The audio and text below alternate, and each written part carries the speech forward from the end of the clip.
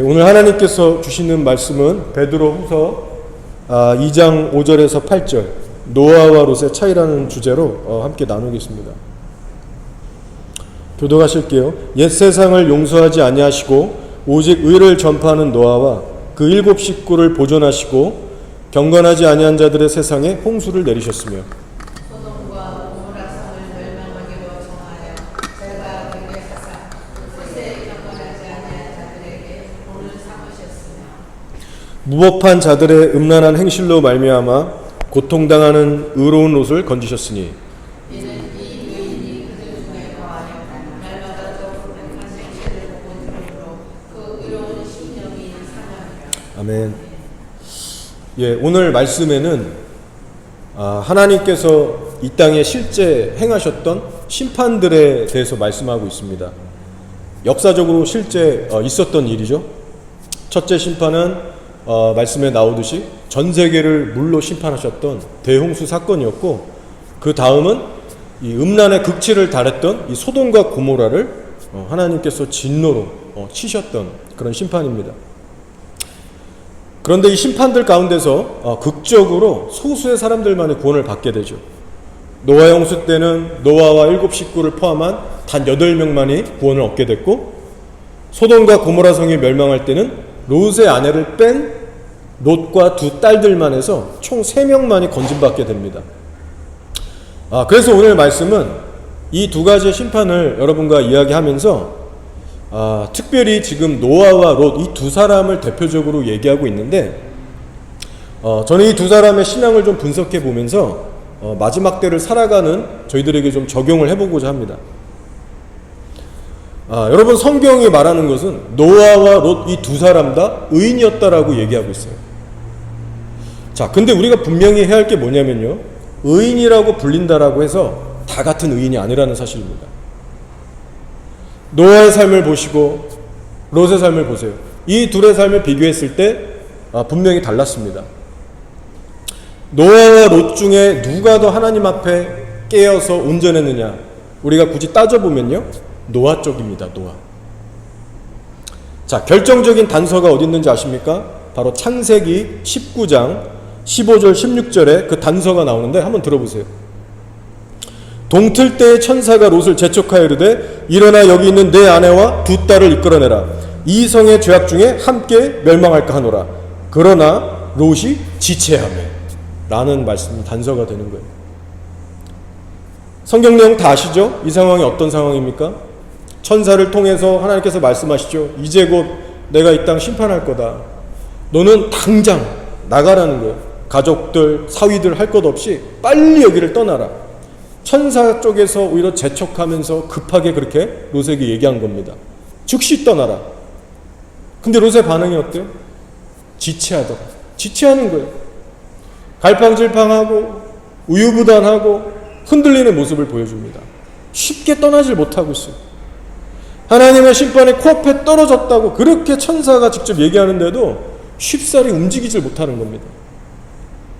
여러분, 바로 이 모습이 노아와 다른 모습인 거예요.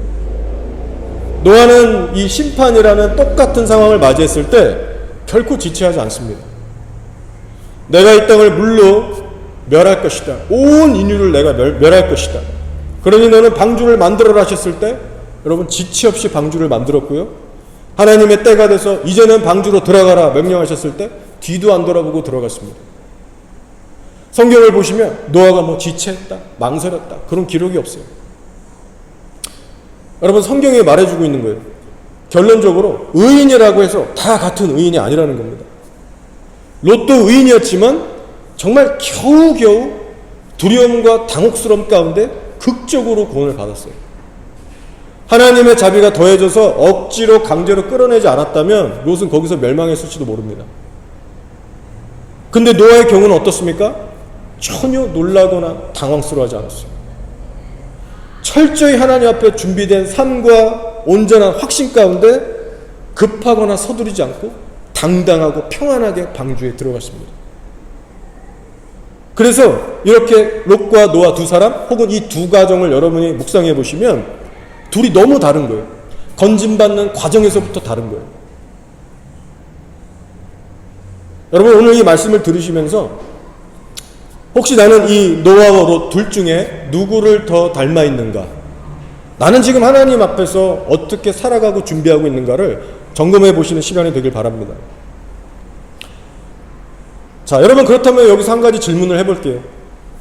그러면 롯은 왜 소돔성을 바로 떠나지 못하고 지체했을까요? 왜 지체했는가? 왜 바로 떠나지 못했는가? 그 이유를 우리가 알 필요가 있습니다.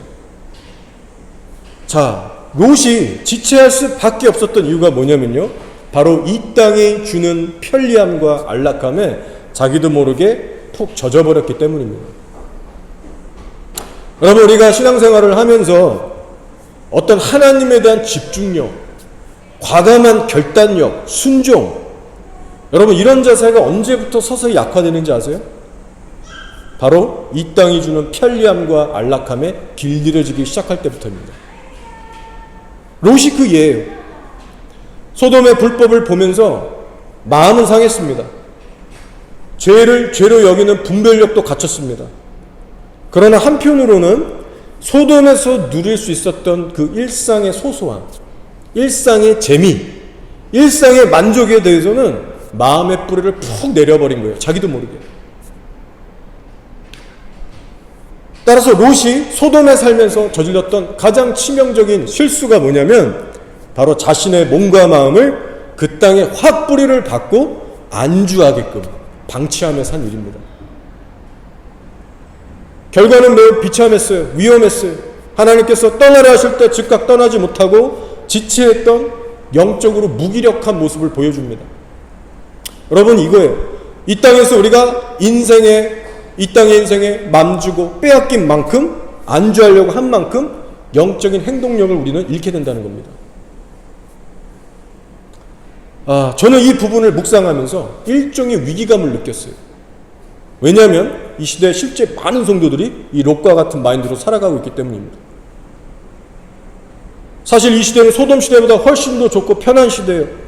어떤 과거의 시대보다도 뛰어난 문명과 그 문화의 혜택을 우리들이 지금 누리며 살고 있습니다. 뉴질랜드만 해도 그렇죠. 먹거리들부터 해서 즐길 것들, 누릴 것들, 복지 혜택 등등 여러 가지들이 있어요. 그래서 우리가 불법은 성하지만 이 땅에 우리가 만약 마음을 주고 빼앗기고 살다 보면은 우리도 그렇게 롯처럼 될 수가 있다는 겁니다. 우리가 말세지마를 살아가기 때문에 늘 우리가 하는 얘기가 마지막 때 이슈들을 얘기해요. 어떤 불길한 일들, 악한 일들. 이 시대 성도들, 저 여러분, 날마다 불법을 보고 들으며 상합니다. 죄가 죄인 줄 분별 다 해요. 그러나 많은 경우에 우리들의 마음만 잠시 불편할 뿐이지 실제 삶의 뿌리는 하늘이 아니라 이 땅에 우리가 깊숙이 뿌리박고 살아간다는 거예요. 예수 믿고 교회를 다니는 것 외에는 세상 사람들과 딱히 다를 바 없이 이 땅에 똑같은 가치관으로 살아갑니다. 여전히 이 땅의 것에 집착하고 더 붙들려고 하고 이 땅의 삶의 모든 것을 투자하며 집중하며 사는, 그래서 마치 누구를 닮았냐면 롯의 아내와 같은 모습을 닮아가고 있다는 거예요. 끝내는 비참하게 소금기둥이 돼버린 그 롯의 아내처럼 아무런 위기의식과 두려움 없이 이 소돔과 같은 땅에서 살아가고 있는 현실입니다. 얼마나 많은 성도들이 위기의식을 느끼면서 하루하루 매주 살아가고 있을까요? 여러분, 2, 3년 전만 해도 코로나가 온 세상을 휩쓸기 시작하면서 이 땅의 교회들이 타격을 받았습니다. 예배, 그 온라인 예배라는 것이 그때부터 본격적으로 자리 잡기 시작했어요. 근데 그 여파가 무섭습니다. 현재 많은 성도들이 교회에 더 이상 나오지 않고 있습니다. 한국 교회들이 보고한 자료 분석에 의하니까 나와도 되는 상황이 됐는데도 불구하고 수많은 성도들이 나 집에 있겠다, 집에서 예배 드리겠다는 거예요. 이유가 그렇습니다. 집에서 영상 예배 드리면 너무 편하니까 안 나오는 거예요. 교회에 나오는 것이 이제는 귀찮게 느껴질 정도로 인식이, 가치관이 바뀌었습니다. 집에 있으면 사람들 신경 안 써서 좋고 옷도 편안하게 대충 입고 드려도 되고 누가 보는 것도 아니잖아요. 소파에 편하게 앉아서 드렸다가 화장실도 왔다 갔다 하면서 물도 한 잔도 먹었다가 헌금도 온라인 계좌로 이체해버리면 너무 편하고, 일찍 일어나서 귀찮게 지하철, 버스, 차 안 타고 가도 되고, 시간, 에너지, 돈 다 아껴지니까 이게 너무 편하고 좋은 거예요. 여러분, 저는 이 롯의 가정을 생각해 볼 때 이런 생각을 한번 해보게 됐습니다. 롯의 식구들 가운데 롯 아내 두 딸들, 이 롯의 식구들 안에 정말 예배에 대한 갈급함이라는 게 있었을까라는 질문을 해보게 됐어요. 소돔과 고모라라고 하는 그 죄악의 도시에서 편안하게 나름 살면서 어떤 자세로 하루하루 하나님께 이들은 예배를 드렸을까? 한번 그 상상을 해보게 됐습니다. 추측해 보니까 그래도 하나님에 대한 마음이 제일 컸던 사람이 누굴까? 제 생각엔 롯 같아요. 롯. 아브라함과 함께 지내면서 분명히 살아계신 하나님을 어느 정도 체험했기 때문에 분명히 이 소돔에 살 때에도 믿음 생활이라는 걸 나름 했을 겁니다. 나름 열심을 냈을 거예요. 식구들 모아놓고 말씀도 때론 가르치고 예배도 드리고 기도도 하면서 나름 리더 역할을 했을 거예요.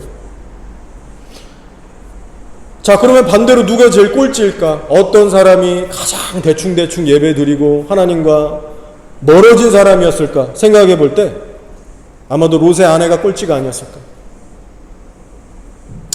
아시잖아요? 유일하게 뒤를 돌아봐서 소금 기둥이 돼버린 그 사람이 바로 롯의 아내입니다. 생각해보면 롯의 아내도 나름 예배를 드리긴 드렸을 거예요. 다 같이 드리니까 껴서라도 드렸겠죠. 그러나 간절한 중심은 없는 형식적인 예배를 드렸을 가능성이 매우 높습니다. 아마 그랬을 거예요. 예배는 대충 드려버리고 쏜살같이 세상적인 것에 관심 빼앗겨서 세상 방식으로 살아갔던 사람이 아니었을까?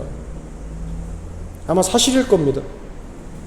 만약 이것이 여러분 제가 틀렸다면 롯의 아내가 왜 굳이 뒤를 돌아봤겠습니까? 뭐가 아쉬워서, 소돔 따위가 뭐가 아쉬워서 미련을 두고 뒤돌아봤겠어요? 예배 삶에 하루하루 성공한 사람이라면 뒤돌아봤겠습니까? 교회 여러분, 이것을 기억하세요. 세상에 안주하고 빠져 사는 만큼 우리는 하나님과 멀어질 수밖에 없습니다.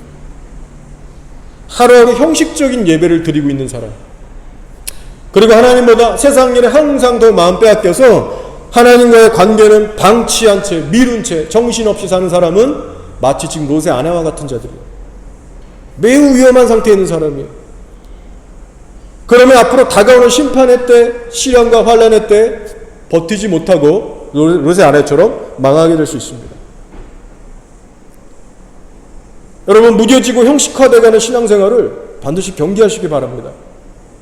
혹시라도 여러분의 마음이 이 땅의 것에 자꾸만 빼앗기고 기울어지고 있다면 하나님께로 다시 한번 그 마음 고정하는 시간 되시기 바라요.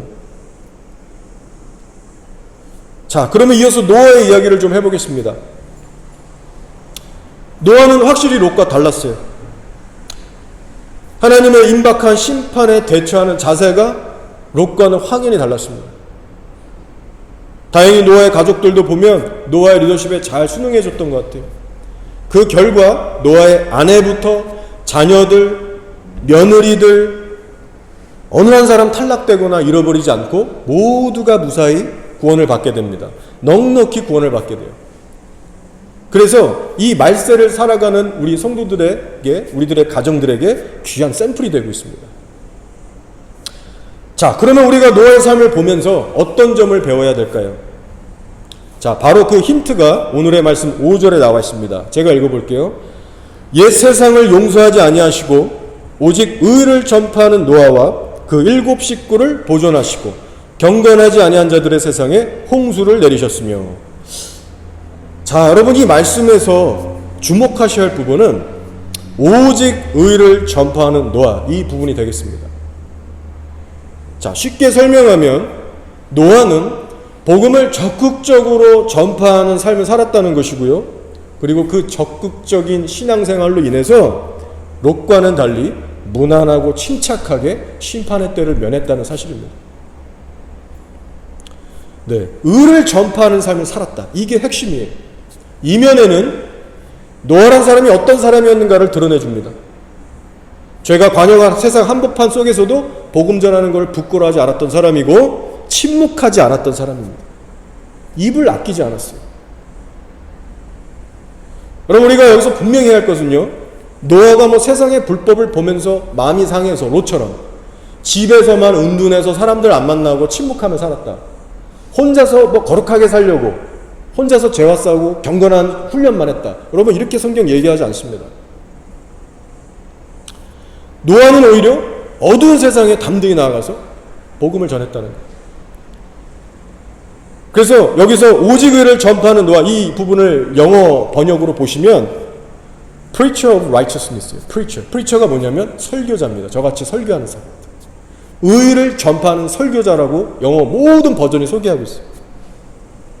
오늘날 따지면 모르는 사람들에게 다가가서 하나님의 심판을 경고하고 하나님의 의를, 그 때를 알린 거예요. 복음을 전한 거예요.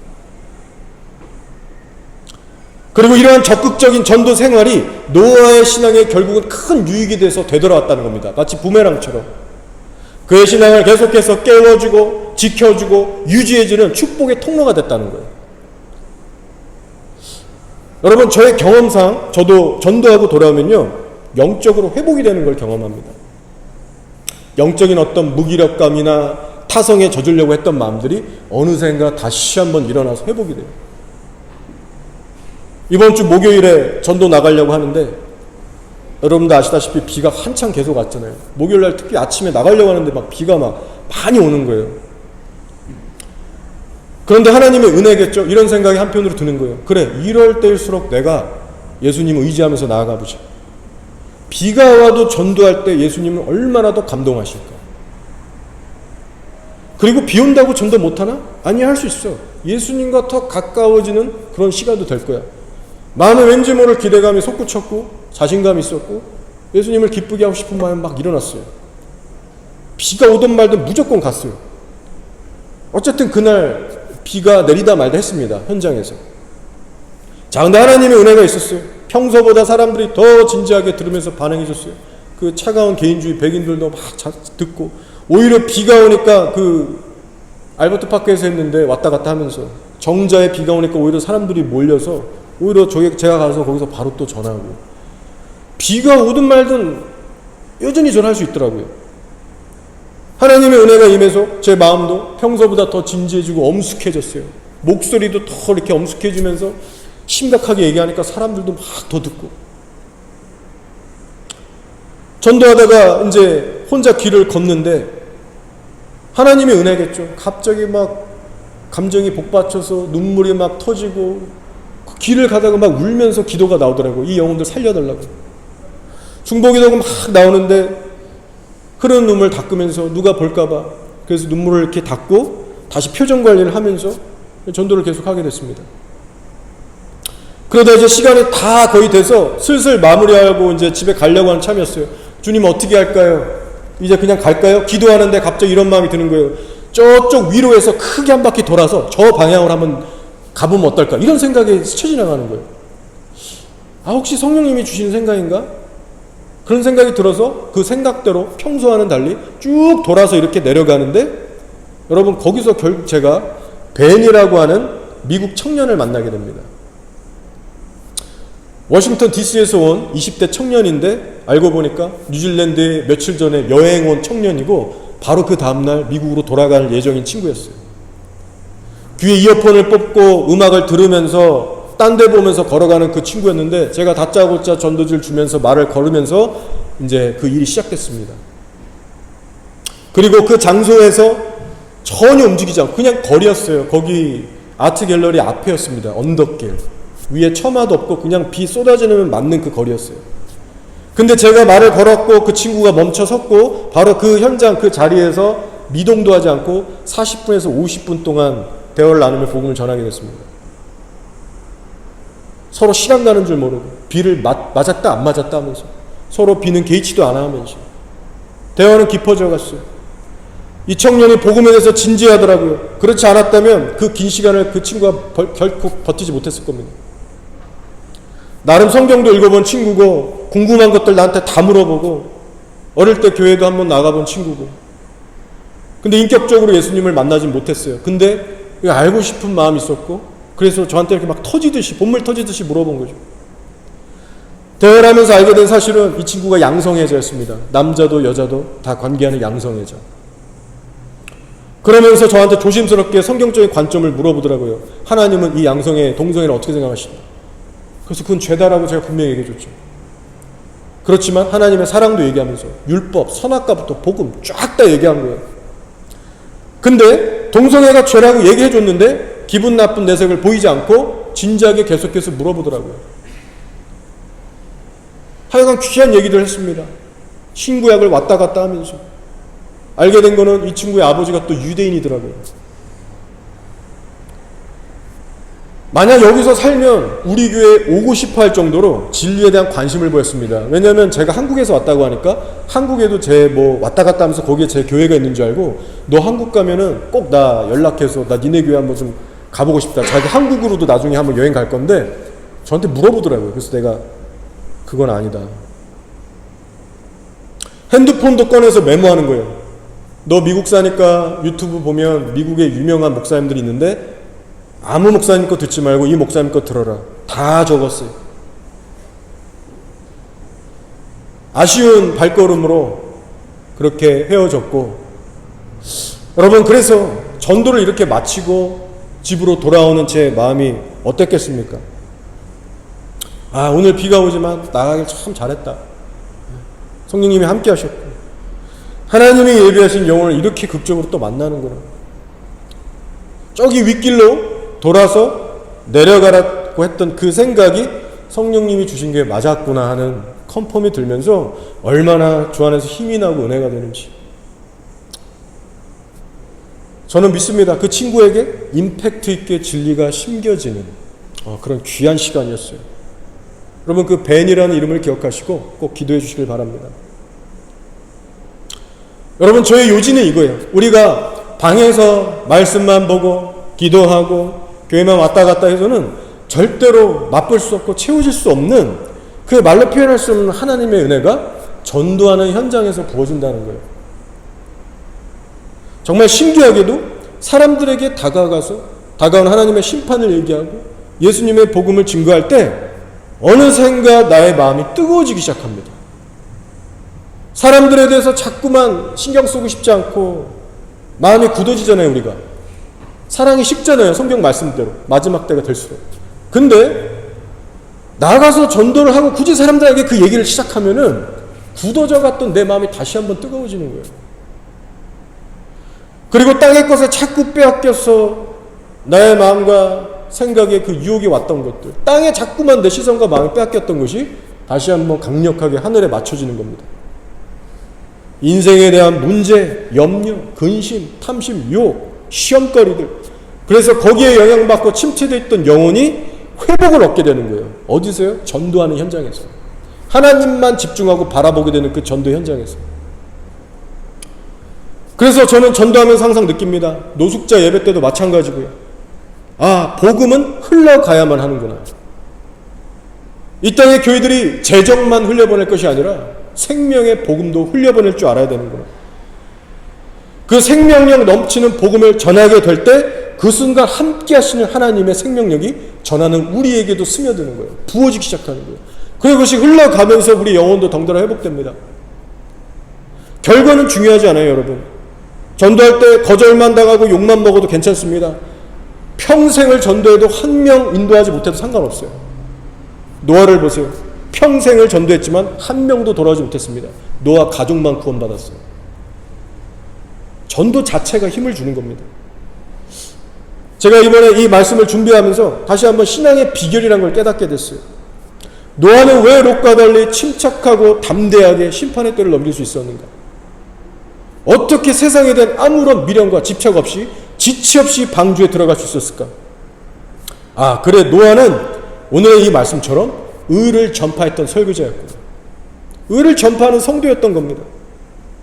세상 사람들의 모욕과 조롱과 핍박을 피해가지 않고 정면으로 부딪혀 가면서 의를 전했던 노아를 하나님은 특별한 은혜로 인도하시고 연단하시고 붙들어 주셨던 거예요. 여러분 기억하셔야 됩니다. 신앙생활할 때 미지근하게 어중간하게 적당히 타협해서 살면 여러분 반드시 영적인 침체가 옵니다. 여러분, 그래서 아무나 누릴 수 있는 은혜는 결코 아닐 거예요. 한번 노아의 입장을 보면 어려운 날들이 분명히 있었을 겁니다. 방주를 지은 기간을 보면 대략 7, 80년에서, 짧게 볼 때 7, 80년에서 길게는 120년도로 잡습니다. 여기에 대한 해석이 여러 가지가 있는데 생략하고요. 그러면 수많은 사람들이 그 엄청난 사이즈의 방주를 짓는 노아를 보면서, 그 식구들을 보면서 여러분 칭찬해 줬을까요? 도와줬나요? 아니요. 비웃고 조롱하고 협박하는 사람들도 있었을 겁니다. 야, 이거 진짜 미친 또라이 아니냐? 무슨 홍수가 온다고 듣도 보지 못한 저 사이즈로 온 가족이 수십 년간 저렇게 짓는 걸 보면서 사네. 여러분 엄청 손가락질 당했을 거예요. 그것도 하루 이틀이 아닙니다. 하루 이틀이 아니고 수십 년 동안, 수십 년이란 세월 동안 방주를 관리하고 짓고 살았어야 되는데, 노아의 가정의 신앙생활을 보세요. 여러분, 하루하루가 세상과 정면 충돌이고 하루하루가 세상과의 맞짱이었습니다. 전쟁이었다는 거예요. 쉽지가 않았다는 거예요. 눈을 떠서부터 눈을 감는 순간까지 방주를 만들면서 자기의 정체성을 확실히 하면서 조롱과 멸시를 받아내면서 적극적으로 주님의 의를 수호하고 전파했다는 거예요. 자, 그럼 반대로 롯을 볼까요? 롯은 어떻게 살았습니까? 성경을 보시면 소돔과 고모라에서 의를 열심히 전파했다. 그 하나님의 도를 전파함으로 뭐 핍박을 받았다. 이런 기록이 없어요. 노아처럼 뭐 적극적으로 세상을 역류해가는 그런 침노하는 신앙의 모습을 보였다. 이런 기록이 없습니다. 여러분, 이것이 바로 롯과 노아의 차이예요. 노아는 관영한 죄만 바라보면서 맘상하는 걸로 끝나지 않고 의를 전파했습니다. 근데 다시 말하지만 이것이 노아 자신에게 유익했던 것은 의를 전파하면서 세상과 늘 부딪혔기 때문에, 여러분 이 세상에 미련이라는 게, 집착이라는 게 남았을까요? 하나님을 대적하고 거부하는 수많은 사람들을 날마다 상대하고 부딪히면서 정말 하루빨리 천국에 가고 싶은 마음이 들었을 겁니다. 뭐 안주할 수가 없는 거예요, 이 땅에. 그렇게 방주를 열심히 만들면서 의를 전하던 노아가 어느 순간 뒤를 돌아보니까 자기는 세상에서 왕따가 돼 있는 거예요. 왕따가. 교제할 수 있는 가정도 없고 친구도 없고. 근데 여러분, 그게 복이라는 거예요. 복. 피할 곳, 의지할 곳이 하나도 없는 거예요, 이 세상에. 그래서 내가 의지하고 붙들 게 하나님밖에 없는 거예요. 하나님만 간절히 의지하게 되면서 하늘의 도성만을 더 사모하게 되면서 이 땅에 안주하지 않을 수가 있었습니다. 그래서 지체하지 않고 방주에 들어갈 수 있었던 거예요. 결론적으로 여러분, 우리가 믿음의 용사가 되고 싶어 하는데, 믿음의 용사라는 것은요, 저절로 만들어지는 게 아닙니다. 세상 앞에 우리의 입을 닫고 침묵하고 타협하고 미진하게 사는 사람은 절대로 믿음의 용사가 될 수 없습니다. 노아처럼 될 수 없어요. 나와 세상 사이에 진리로 인한 부딪힘, 깨어짐, 갈등이 없고 그로 인한 연단이 없다면 우리의 영혼은 그만큼 물렁물렁할 수밖에 없고 연약한 것이 될 수밖에 없어요. 자, 그렇다면 이제 적용 차원에서 우리 어떻게 해야 될까요? 간단합니다. 여러분, 복음을 전하는 자들이 되세요. 제가 이 말씀을 딱 준비하고 금요 기도회에 여기 왔는데 우리 이건사님께서 타우랑가 누구죠? 박은영 집사님네 전도팀이 이제 오클랜드 오신다고 기도 부탁을 하셨어요. 제가 그 얘기를 듣는 순간, 아, 참 귀한 분들이시다. 요새 저렇게 전도하려는, 거리에서 전도하려고 하는 한국 성도분들 솔직히 얼마나 될까, 이런 생각이 들면서 동시에 하나님 주시는 컨펌처럼 들리더라고요. 아, 내가 오늘 이 말씀 묵상하면서 왔는데. 여러분, 타우랑가에서 오클랜드까지 올라오는 성도들이 있어요. 전도하기 위해서. 우리들도 뒤처지면 안 되겠죠. 다민족이 살아가는 오클랜드 황금 어장입니다. 여러분, 2주에 한 번씩 우리가 교회적으로 전도하지만 그 이상으로 해보시길 바랍니다. 여러분, 혼자서 가셔도 좋고 혹은 부부끼리 전도를 위해서 발걸음을 옮겨보세요.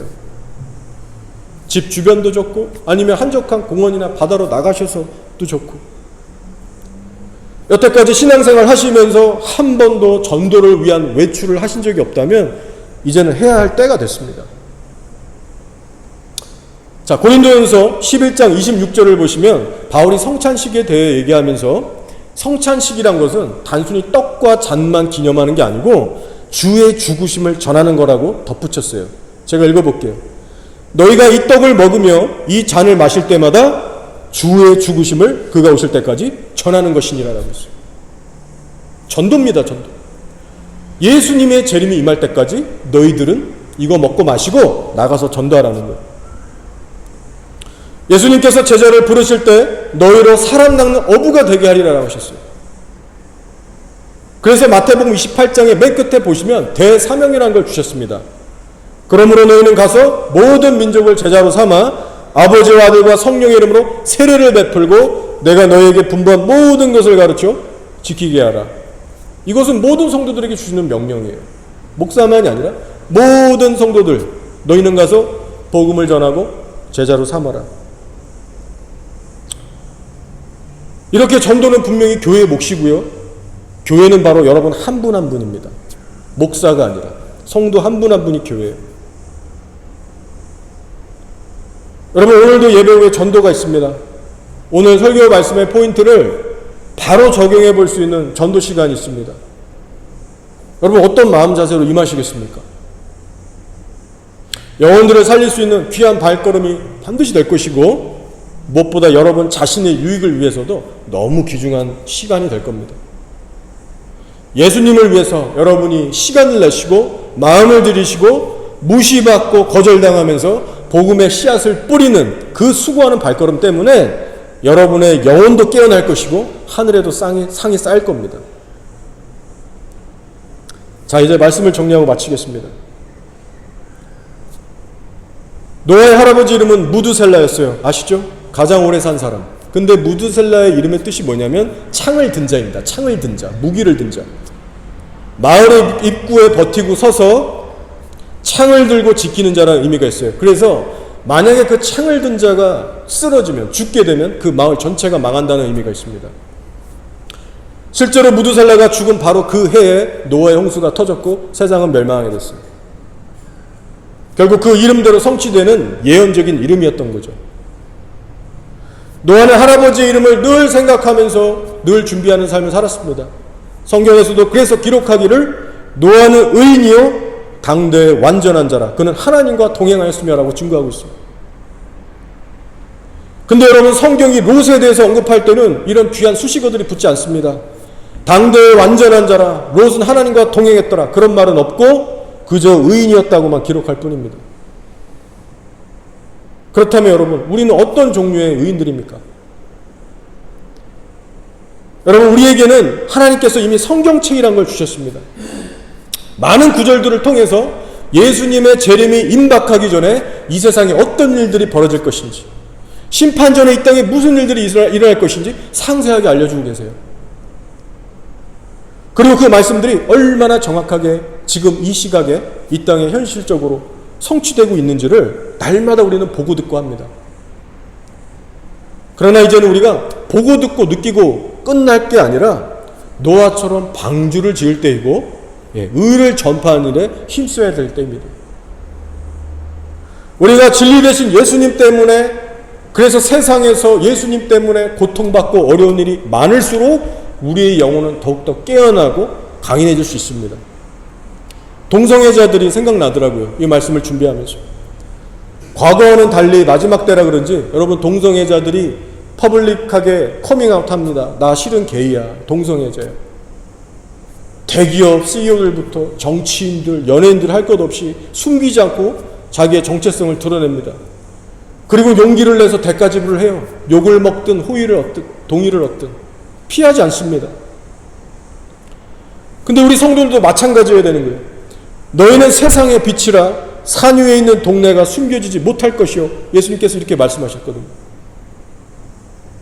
여러분, 우리의 소속은 하늘에 속해 있습니다. 그렇지만 소속이 하늘이라고 해서 이 땅에서 우리가 숨어서 은둔하며 살 자들이 아니에요. 오히려 이 땅을 침노하고 정복해야 하는 하늘의 군사들이 되어야 됩니다. 마치 광야에서만 머물다가 40년 뺑뺑이 광야 생활하다가 죽을 자들이 아니고 가나안이라고 하는 세상 한복판에 나아가서 하나님의 아름다운 터, 그 의를 선포하고 세상을 정복할 수 있는 그런 부르심이 있는 거예요. 따라서 여러분, 방주를 우리도 만들면서 동시에 하나님의 의를 전파했던 노아를 우리 교회도 닮아가기를 원합니다. 여러분, 예수님 안에서 자존감, 정체성 항상 흔들리지 마시고 왕 되신 예수님의 왕권, 은혜, 그분의 능력을 날마다 사모하고 의지하시면서 여러분 개인의 구원의 방주도 지으시고 구원의 가정을 이뤄가시고 또 전도도 후회 없이 하시면서 심판의 날에 하나님 앞에 담대히 그런 온전한 성도들로 서실 수 있도록 여러분 하루하루 깨어서 준비하시고 우리 모두가 함께 하나님 앞에 영광이 될 수 있는 그런 교회 될 수 있도록 우리가 힘써 나아갔으면 좋겠습니다. 예, 주님의 이름으로 여러분을 축복합니다. 아멘. 이 시간